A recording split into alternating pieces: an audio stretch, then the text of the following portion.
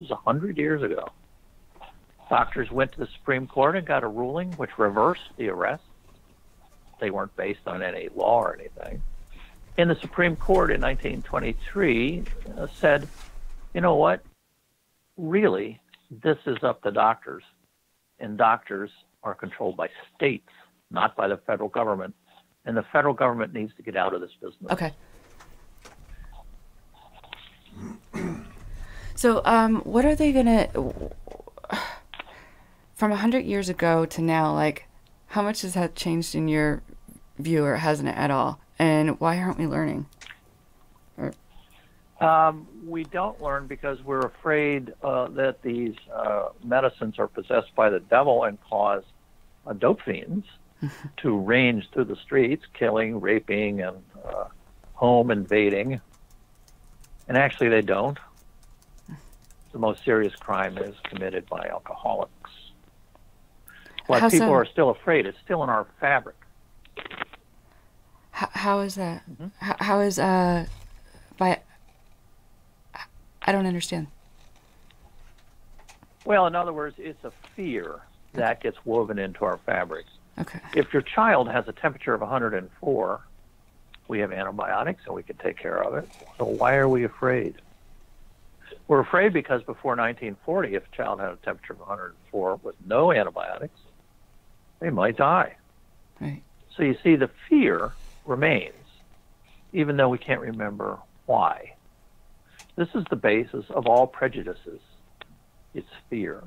Yeah, that makes sense. And this is a very difficult thing to address. So what we need to do is we need to talk to people with addiction disease and find out they're really just regular people that have a really crummy and oddball disease. And hopefully your program will do this one of these days. Yeah. Well, Dr. Klein, I really appreciate you coming on with the Doctor's Corner tonight, and we're going to wrap it up for this one, but we'll be back next Tuesday. Sounds good? It was my pleasure. All right. Thank you. Thank you. Have a good night. Bye-bye.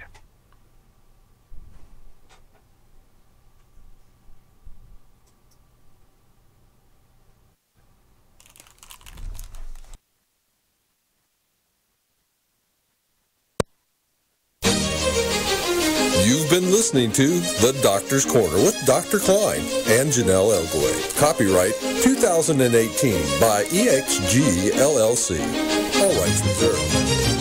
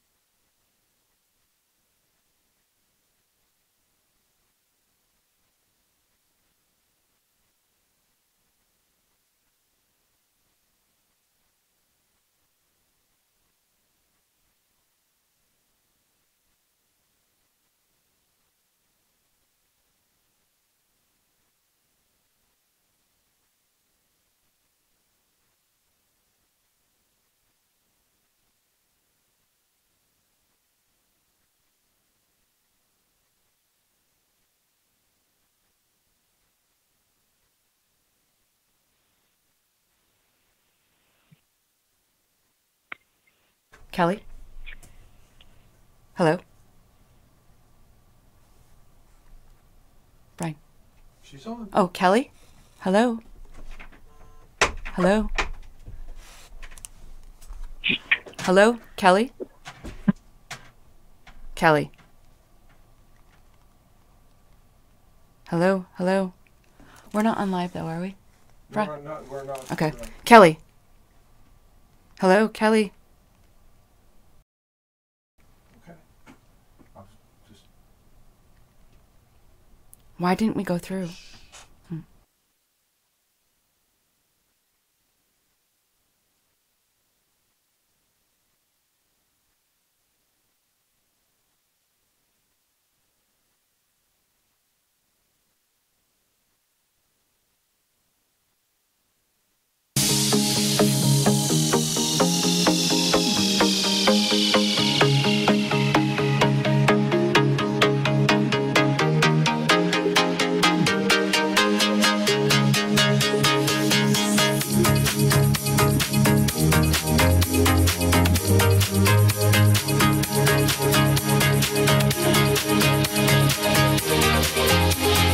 Welcome to Conspiracies Against Wellness with your host, Janelle Elgaway.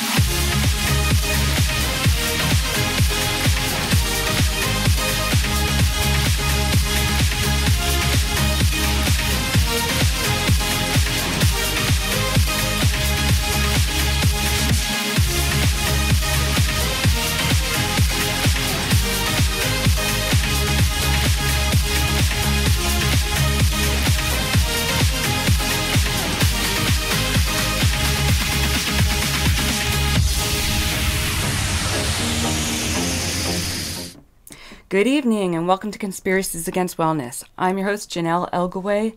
Tonight we're going to be talking about Kratom, and we are just waiting on our guest for a few moments here.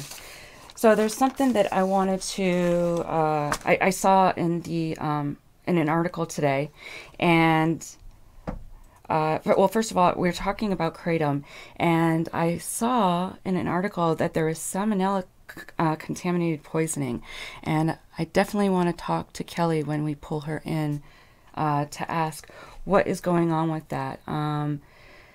It says at this time the CDC recommends that people shouldn't consume Kratom, and you know, this can happen, I know, a lot of times anytime that we have something that's going on in a factory, and I'm not sure if Kratom is made in factories. Brian, do you know? And by the way, do you want to pull in KK, please? Sure. We're going to be pulling in KK until Kelly comes on. Hello, KK? Hello, KK? Hello, hello. Brian, pulling in? Yes. Hello. Hi. What's up? Hi, how are you tonight? Good. How are you? I'm good, thank you. So I think what we're going to do is we're going to switch around to you tonight and Kelly tomorrow, if that's cool. And I appreciate you for being able to come on. So can you please tell me a little bit about yourself and how you started using Kratom? Yeah. Well, I suffer from a lot of chronic pain. I have a lot of joint pain and back pain, but I actually used to be an addict, and I was stuck on methadone. So I met somebody who introduced me to Kratom. I saw that she was kicking her methadone with it. So, sorry, hold on one second. My husband's taking my kids out. Hello.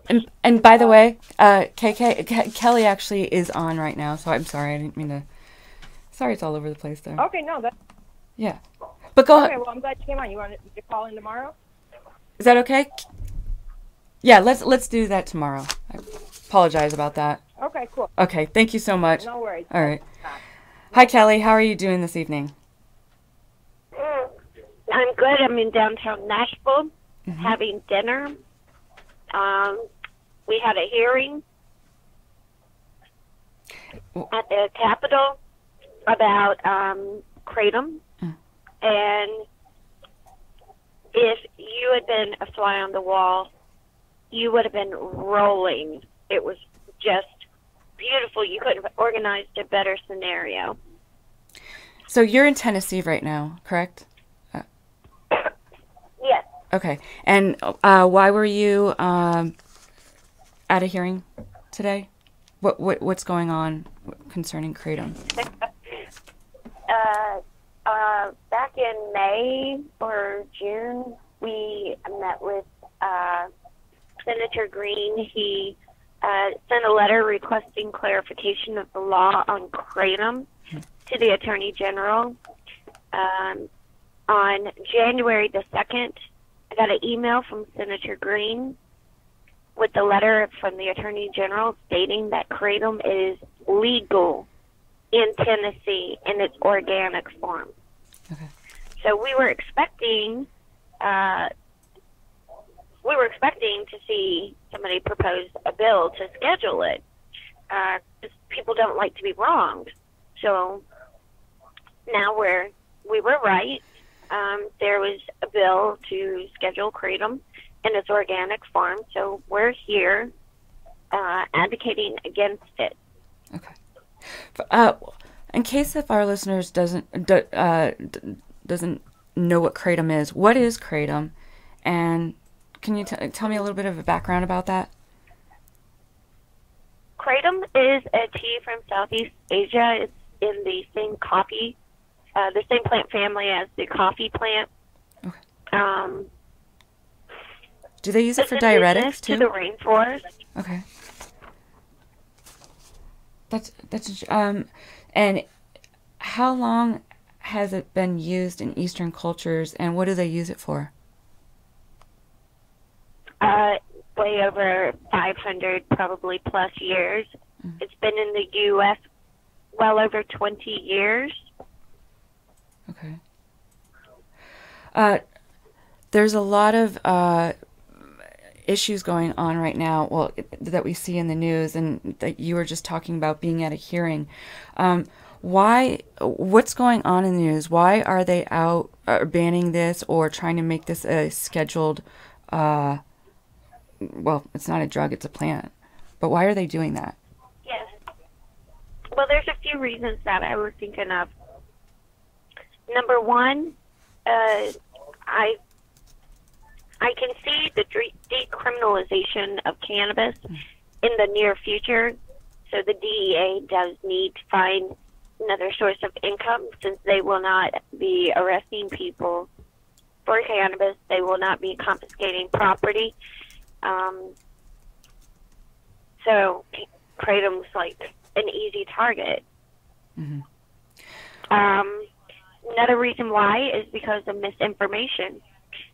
Probably 80% of the time when we go in to advocate for Kratom, 80% of the time the policymaker is just misinformed, and it's not as complicated as some people make it out to be. A lot of times it's just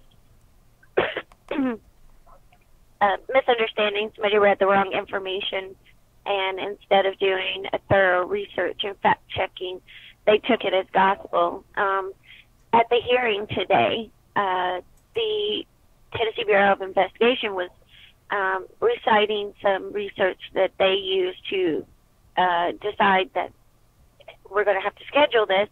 And it's interesting because it was based off of misinformation from a study back in the 1970s.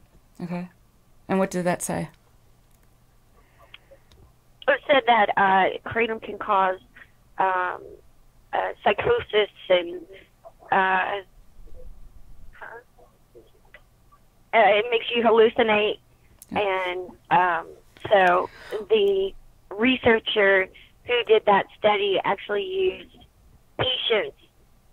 inpatients at a psychiatric hospital as his subjects. Right. So his test subject already had psychosis and drug addiction. So you couldn't have a valid research study when your patients are already crazy. Right. Yeah, you hear a lot about, that they use psychiatric drugs on, people that are in prison or veterans, VA people, and that's horrible. I don't know how they can do that. What are the medicinal uses for Kratom? Like, why do they use it? How do they use it? Well, it can range from just a safer alternative if somebody's sensitive to caffeine. Mm-hmm. They can drink a cup of white vein Kratom tea for pick-me-up and some more energy. Mm-hmm. Because it's a cousin to the coffee plant, it does give energy, but it does not have any caffeine in it. So people who are more sensitive get better benefits from it. Right. Could it be used as a diuretic? It can be useful if it's in the coffee family? Yes. Okay. It has been shown to level blood sugar. Oh, that's interesting. Huh. So if you have diabetes, can it do anything for that? Or, would it help? I know you're not supposed to. Well, first of all, everybody's different. So everybody's body is built differently. You can't say that this tea leaf over here is going to make your blood sugar level, and you'll be able to get off of your insulin. Right. Because number one, you can't tell the future. You can't tell what somebody's body is going to do in reaction to an herb. Right. You just can't do that. It's Well, and it's not a one size fits all. Failure if you're, Yeah. Mhm. Right. Mhm. Go ahead. So in the news lately also, they're saying that Kratom is an opioid, and the FDA is trying to state that. I don't know, that was in an article. Is this true, and is it an opioid or no? No. Okay. And are there any studies that... To be an opioid, it must be in the same plant family as the opium. Right. And kratom is in the rhubarb family. It is a cousin to the coffee plant. So that would not scientifically stand up.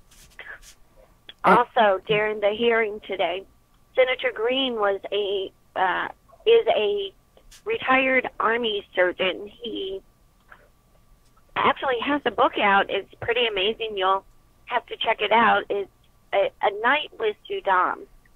It's when he was, Saddam Hussein was captured, and he was the surgeon that was there who took care of him, interrogated him.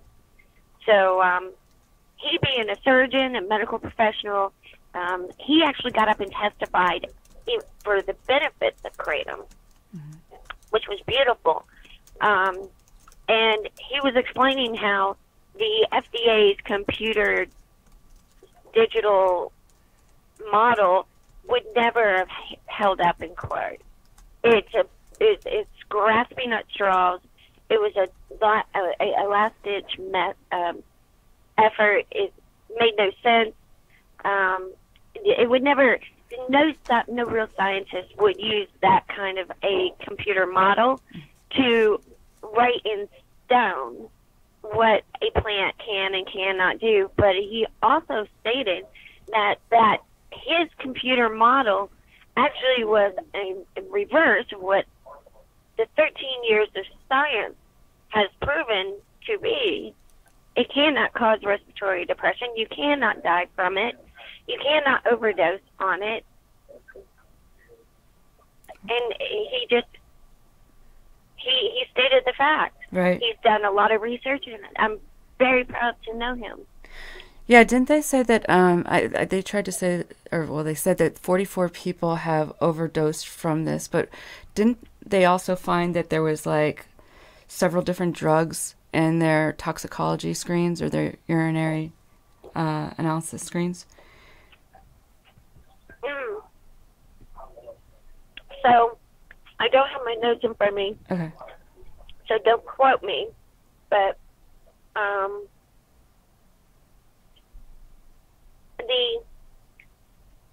the reviews that my associate did, Amy Hendricks with Kratom United, obtained toxicology reports from medical examiners throughout the country, where the FDA cited there was a death that involved kratom. He didn't say that they were all due to. It was involving kratom. It was associated with kratom. His loose terms leave too much for the imagination, and that's where the media is taken off, and then like 44 people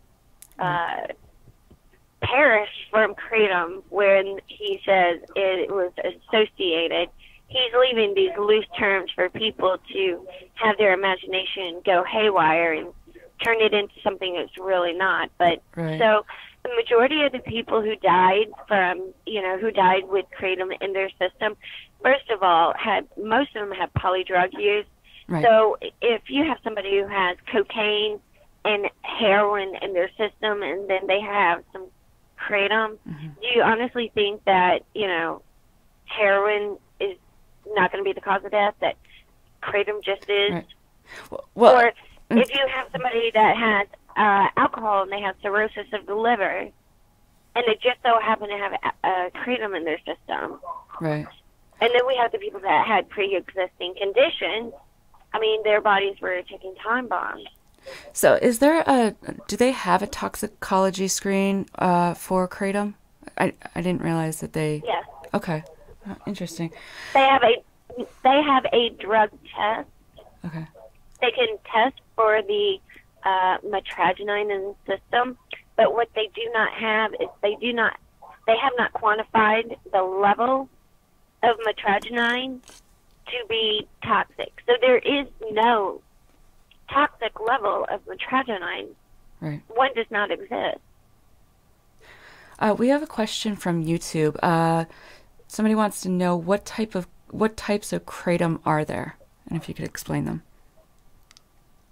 Well, basically there are 3, and everything else is just bells and whistles to make a good sales pitch.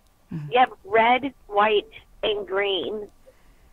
Now, red leaf is the oldest leaf on the tree, highest level of metragenine. Green is the middle-aged leaf, and then white is the youngest leaf. So white is really good for energy, but it doesn't do much for aches and pains. People who are ADD actually relax using white, where they get energetic from red. Mm. The green is good for moderate pain and depression. It helps kind of give you a level, and you just feel like calm. You just feel leveled. Okay. Well, relaxed. Not calm, but just like you feel leveled. You feel like everything in the world is right where it needs to be. Okay. Like crisp and clear. And then the red vein. Yeah. Huh? Like crisp and clear. Yes, crystal clear. Yeah.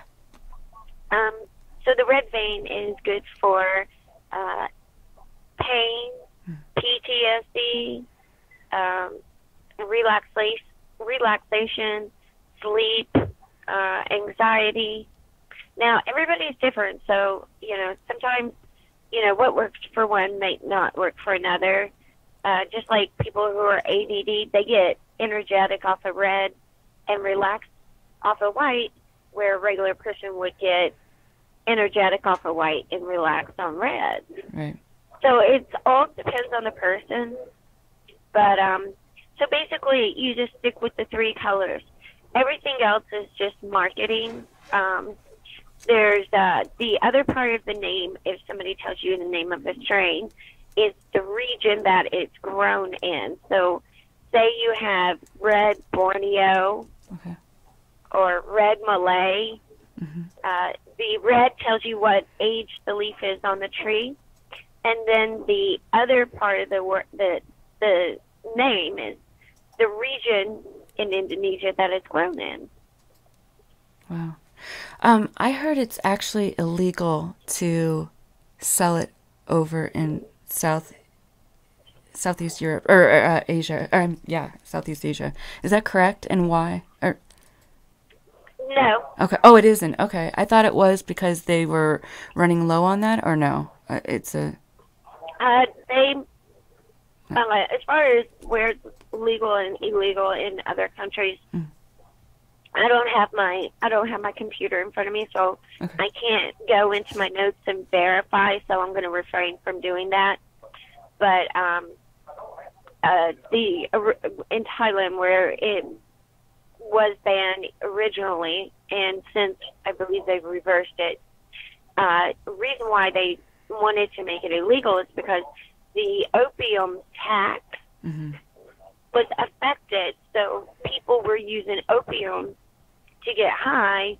Well, when they got tired of getting high, they started using kratom. Right. Well, then the government wasn't taxing kratom. They were taxing opium. So the government was losing money. So that's why they banned it. Okay.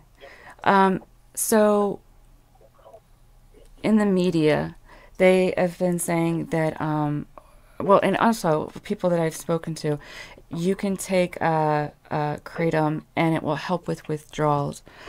Is that true that you know of? And how how does that actually work? Do you know how it works within the body to do that? I thought you had Kira on. She's our addiction expert. Oh, well, yeah, she's going to be on another time. I just... Okay. Oh, okay. No, that's okay if you don't... The way that it...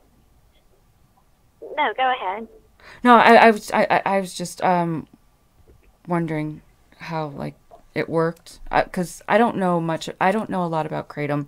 And, you know, I'm just interested, and I've been hearing certain things as I've been researching.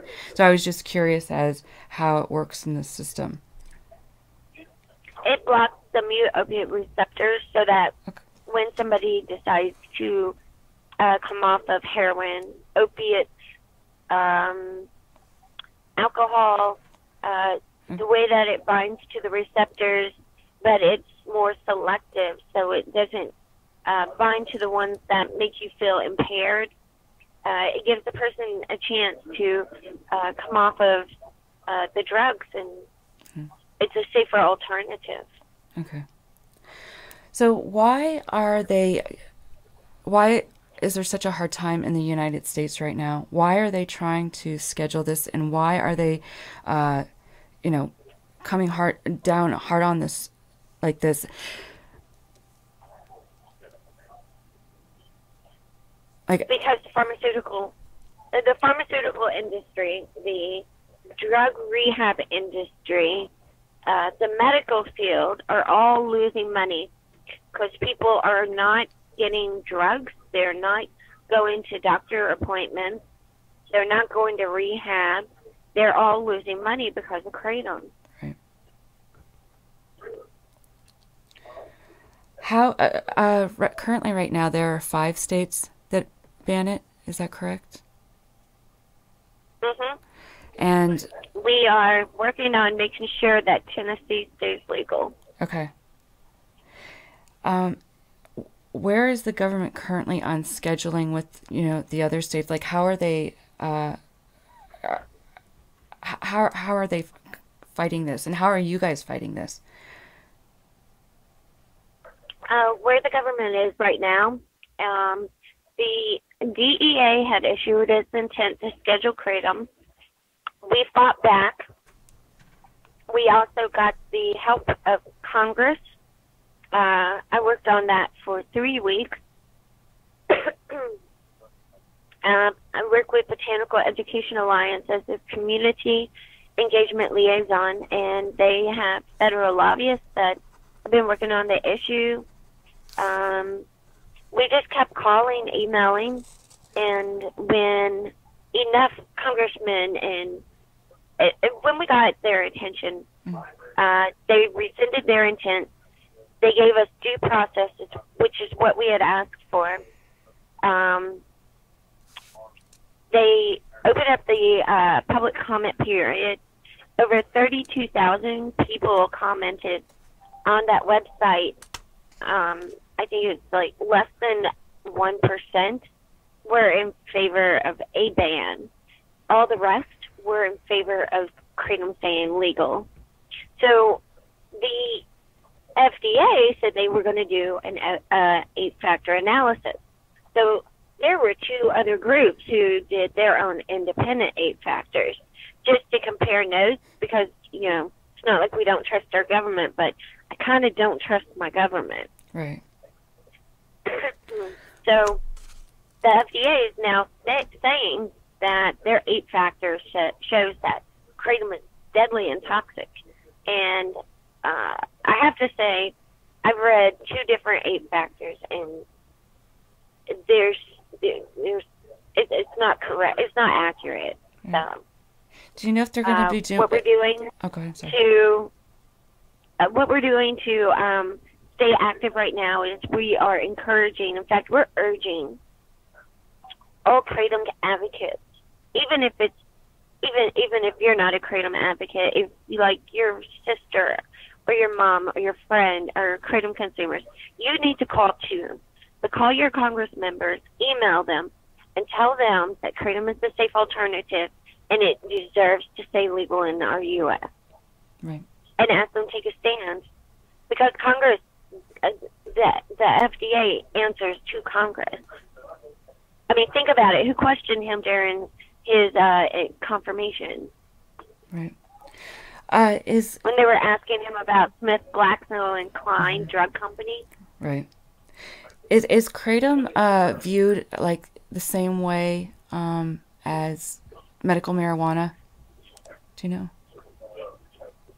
No. Okay.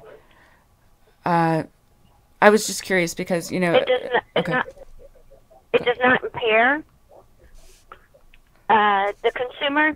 It does not cause a body buzz. When using cannabis, you are impaired to the point where you could actually get a DUI if you're driving while intoxicated. Kratom is nothing like that. Wow. We have a question from YouTube. What states are currently banned? The kratom's banned in it. Vermont, Wisconsin, Alabama, Rhode Island, Indiana. Okay. Did I get them all? Yeah, that's 5. That's good. Okay. And we're trying to make sure that Tennessee does not go back on that list. Okay. Where do you buy kratom? Like, how do you know what companies to get it from? Where can somebody get it if they would like to buy it? There's a few websites that I like. Mm-hmm. But because of my advocacy work, I can't like endorse Right. a particular vendor. Yeah, I understand. But if you join the Facebook group, the Kratom Social, there's a list of vetted vendors that have been taken through an approval process. Okay, so that means that mm-hmm. they have submitted labs and 360 videos showing that they're being FDA compliant. Right. Oh, that's good. How long has Kratom your I apologize, your advocacy group been around? When did you start it? Late 2014. Okay. When did you learn about it? Have you always known about it, or? No. Okay. I learned about it like early 2014. Are you one of the first advocacy places that has been created, or no, are there I'm been not. More? Okay. Are there a lot? No, I'm not. Do you guys all work together, or how does that all work? Is it kind of like the other communities, like with the opioid epidemic and stuff like that? Like, do you guys I'm not putting you guys together, but do you all work together, or who do you guys work with? It'd be great if more of our groups work together, but mm-hmm. There's a lot of people who do not understand that having a bunch of advocacy groups actually looks good to legislators. They do not know this. Oh, okay. That's interesting. They compete. They tear each other down, and it's very it's concerning because if you put more people together working for the same common goal, you'll get further. Right. Plus, if you have when you hire a lobbyist to go into a state to work, did you know that if you can get multiple lobbyists? You don't have to use just one. You can get a bunch of them. Wow. To go in full force. Well, that's the same way with advocacy groups. The more groups you have, the more boots on the ground you have, the more push you have. And doing it that way, the more when you have 5 lobbyists in there, you look more serious. Right. Than if you had just one. Do you guys have a lobbyist? Think about it. Yeah. No, I get that. No, I work with a consultant that's been helping me. Okay. But You're basically the lobbyist, right? I am a citizen advocate. Yeah. If somebody wants to become a part of the to advocate for the Kratom community, how do they do that? First of all, you can join our Facebook group, Kratom United. Mm-hmm. Second thing that you do is you make a decision that you want to do whatever it is you can do within your power to ensure the future of Kratom, and then you make up your mind, and then you do it. What I did, my first thing I did, I set up a meeting with my Kentucky House representative and senator, and I went in and educated them on the benefits of Kratom. That's how I started. Okay.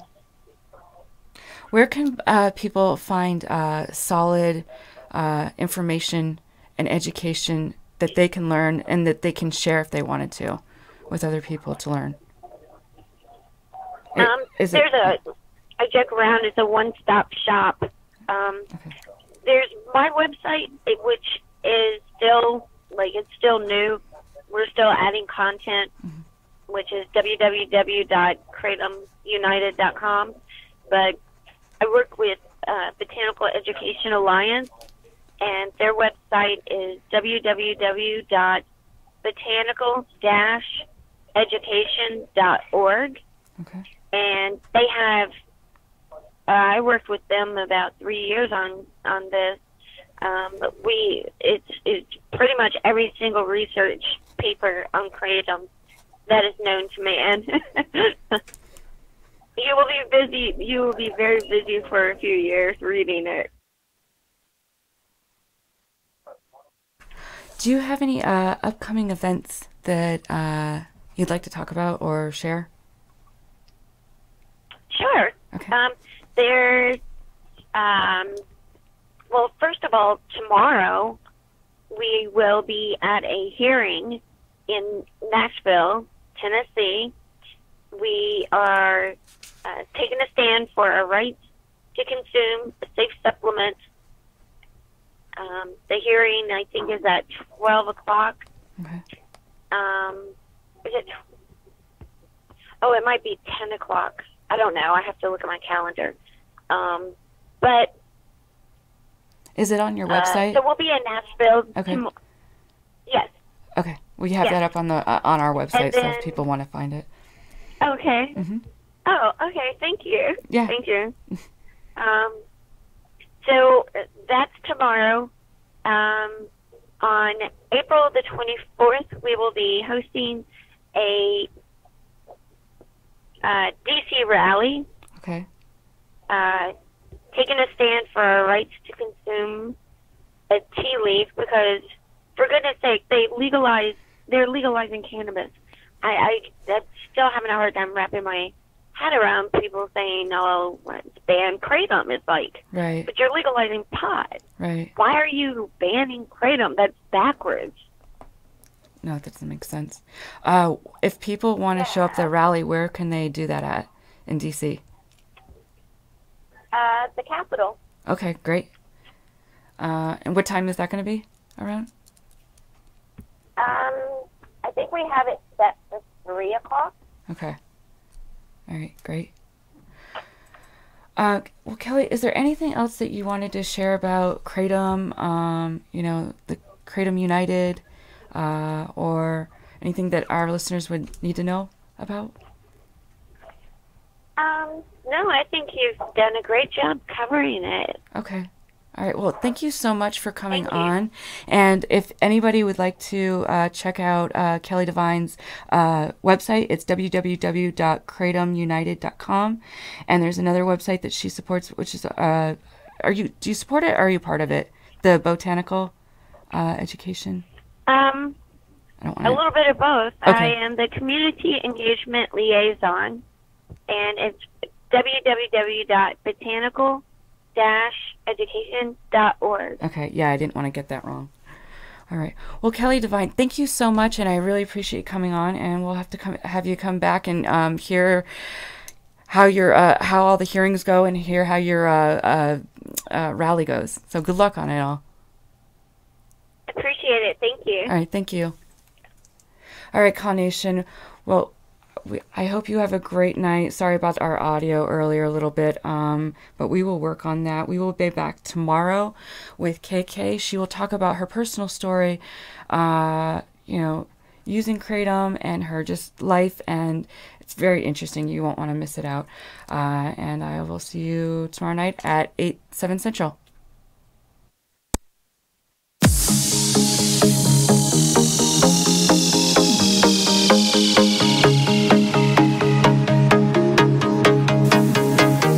Listening to Conspiracies Against Wellness with Janelle Elgaway.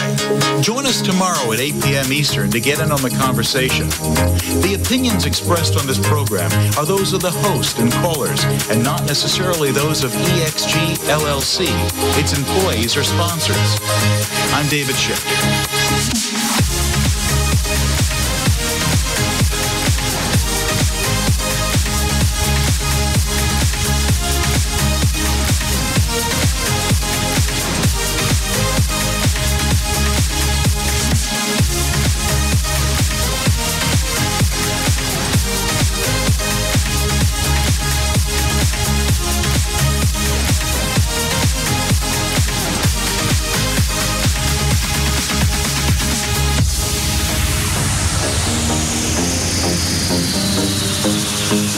Copyright 2017 by EXG LLC. All rights reserved.